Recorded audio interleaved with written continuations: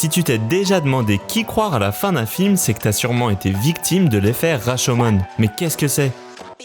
Laisse-moi te présenter Rashomon, un film de 1950 réalisé par le cinéaste japonais Akira Kurosawa. On est au Japon du Xe siècle et on assiste au procès d'un bandit accusé d'avoir tué un samouraï et violé sa femme. On nous livre d'abord la version du bandit, puis celle de la femme, celle du défunt samouraï par le biais d'un médium et enfin la version d'un bûcheron qui aurait vu toute l'action depuis une cachette. Sauf que chacune des versions infirme celle des autres, il y a donc forcément quelqu'un qui ment. Cette mise en scène en différents témoignages et la narration si spéciale de Rashomon ont donné son nom à un effet aujourd'hui bien connu au cinéma. Pour créer un effet Rashomon, il faut 1.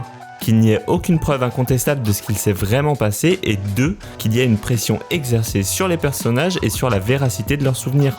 Un exemple récent qui coche toutes ces cases est le film Le Dernier Duel de Ridley Scott, sorti en 2021. Aujourd'hui, la définition a évolué et les faits ne désignent plus que la perception différente d'un même phénomène. On qualifie souvent d'effet Rashomon des films qui racontent simplement une même histoire de différents points de vue, comme Elephant de Gus Van Sant ou Mademoiselle de Park Chan-wook. C'est un effet particulièrement intéressant à observer au cinéma parce qu'il nécessite d'utiliser intelligemment le montage et la narration afin de créer un récit en plusieurs temps à partir des témoignages qui ne révèlent la vérité qu'à la fin ou pas du tout.